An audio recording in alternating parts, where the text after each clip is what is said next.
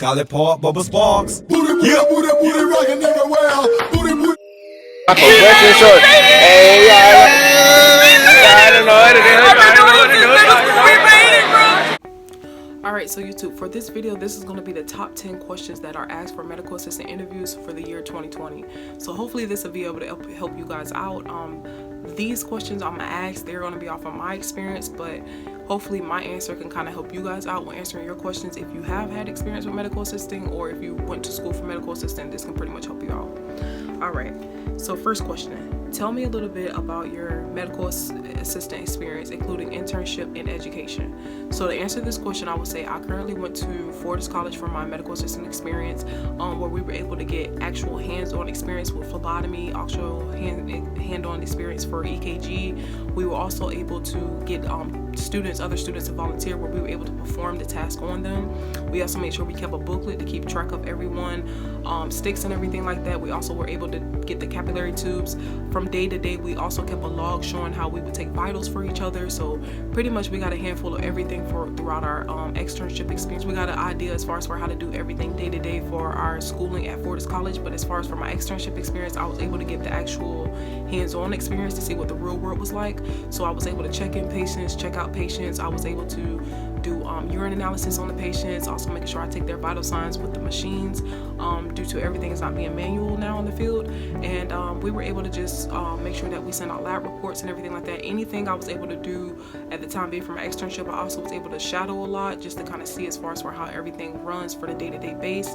And I got my experience with pediatric, OBGYN, and family practice. So that's pretty much how my experience went for medical assistant. And that's how you got to keep it. Just keep it nice and slick. Like, just don't give them too much and don't give them too little. Just let them know. And don't lie. All right. Question number 2. Describe your ideal work schedule. Are you open or do you have restrictions? Will you be able for extra hours if needed? So when answering this question, you want to be extremely honest as possible. Most people will pretty much say they have full availability, and then once they get hired on, they're just like, oh, I can't work this day or something like that. So you want to make sure that you have everything set. But if you're trying to get hired on for a medical assistant, the answer to this question is I have full availability. I don't have any restrictions. For the most part, medical assistant offices usually Monday through Fridays, 8 to 5, 9 to 5, and have weekends off. So that's pretty much good. You can't beat that. If you do work weekends, you pretty much have urgent care on your list or anything like that. But for the most part, I would definitely say full availability to get the company to call you back. So that's what I would do. Now, most people would say, for instance, if you can't work on a Sunday due to your religion or something like that, do mention that. But that's how I'll answer that question. Question number 3, which of your strengths serves you best when working with patients? So with this question, they're trying to see which one is your strength, what are you most good at when dealing with patients. With this question, I would say definitely my patient care and the way how I present my customer service will be best for the patient. I always like to make sure that I'm gentle with the patient, whether it's drawing blood, taking vitals, or anything like that. You want to be gentle as possible, because the way how I touch them is how I want someone to touch me. And then I will follow with saying that my strengths as far as for the patient would be my customer service, because at the end of the day, you always want to get the patient coming back. So however you respond to the patient and how you continue to keep the conversation and everything like that, you want to keep all that going. So I don't want to back the patient away. I want them to keep coming to the practice. So I definitely would say patient care and customer service. So just pick 2 good things that you're really good at. Question number 4, this is one really easy. Do you have electronic health record experience? Another code they may say is EMR or EHR, electronic health records. The answer to this question would be yes, because you do get the experience with electronic health records. We had a course like that for Fortis College where we were able to see how it was like. Now in the real life field for my externship, I can pretty much say I have experience with e-clinicals. E-clinicals is pretty much our EMR, which is our electronic medical record. So you would just pretty much fall back on that and let them know that. If you don't have any experience as far as for electronic medical records, just let them know that you had the experience as far as for school, but not in real life. You will not get in trouble for that, because at the end of the day, every job has different electronic medical records. They'll show you as far as for how it works. And e-clinicals is by far the easiest one I've been introduced to.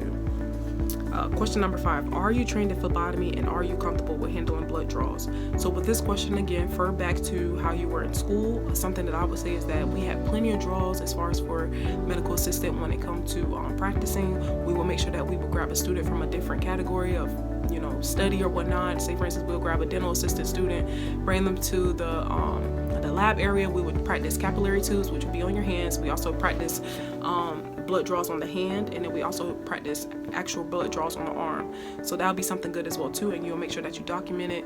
And if you want to, you can go a little bit into details as far as for how you did with phlebotomy, but as long as they have an idea that you've had experience with that, that should be perfect. Question number 6. If you had to do a blood draw on a patient with a fear of needles, how would you proceed? So this is a good question as well too. So something that I would say is, if a patient is scared of needles, I always try to talk things out with them. So if they're really scared of something, I always try to bring up something that's good, like do you like the beach, or do you like jazz music? Do you just try to bring up something? If they have kids, bring up something about their kids, like say for instance, so how's your daughter been doing in school or something like that. Like try to bring up something to try to get them talking a little bit. Or most of the time if they're scared, I'll usually just say, just take a deep breath, and if it feels best for you, just look away, because you won't even know that I stuck the needle in you like that, because I've done distracted you so much. Or just try to bring up something dealing with music. You know, people love music and stuff like that. Just something to try to get the patient mind off of the stick. That's something that I would do. Question number 7. Tell me about a time you had a challenging situation with a patient and how did you handle it? This question is pretty much self-explanatory. Just talk about a situation where you had a problem with a patient and how you handled it. Something that I would say is, say for instance, I'll bring up an incident with the patient cussed me out on the phone, and now she wants to talk to the doctor. So what I would do is take that situation over to the doctor and just be like, hey, look, I tried to talk to the patient. I said this to the patient and said that to the patient. She's not trying to hear, so she persistently asked to speak to you. I didn't say anything smart or anything like that. I just placed her on hold so you're able to talk to her. One thing you could do with saving your behind with this question is making sure that you retaliate exactly what the patient says. So most of the time, every time I come across an incident or something like that with a patient, I always write down exactly what the patient said, because you don't want to be in any tongue ties or anything like that. And also sometimes have someone there from the office that's there by you so they can witness. It'll be like, yes, she did say that or something like that. You know what I'm saying? So you can kind of have something to kind of save your behind on that part, because some of these patients do get you in trouble. I'm telling you, they will get you in trouble when they can't get their way. The next question is, do you have prior experience taking vitals? As said before, you'll bring up what you did at the college, or if you're at home taking vitals for your grandmother or anything like that, just bring that up, making sure you go a little bit into detail, making sure they understand the difference between the systolic and diastolic number. That can pretty much help you out as well on that question too. They're also going to ask you, have you performed an EKG test before? Again, you will bring up what you learned in school. I know with us at Fortis College, we were able to get every volunteer, so that was definitely an easy question. You could pretty much answer that. This question is important. They're going to ask you, are you CPR certified, or do you have any certifications with AED or emergency treatments? Now at Fortis College, we had a HIV and AIDS course. We also made sure we did the CPR certification, and you want to keep up with your CPR certification. To this day, I do not have mine renewed. I have to make sure I stay up to date with that, but most jobs do want you to stay up to date with the certifications, with your medical assistant certification, CNA certification, phlebotomy certification, and CPR definitely is one of them. So you want to make sure you stay good on that. And a couple of more questions they're going to ask you is, what do you do to ensure the patient experience is the highest quality? The main answer to that is customer service. A patient are always going to come back with customer service, and making sure you always talk to them nice. Every patient that comes into our office always lets the doctor know how we treat them and everything like that. So I definitely feel like customer service is number one. Like as soon as they walk in, greet yourself. As soon as you take them to the room, greet yourself. You know, all that type of stuff. And continue to keep the patient updated. Like what I usually do is, say for instance, if I'm leaving out the room, I'll be like, the doctor will be with you in another 5 minutes. If you would like water, we have water out there. The restrooms are up front. Feel free to contact us or let us know if you need us to do anything. That's how I keep it.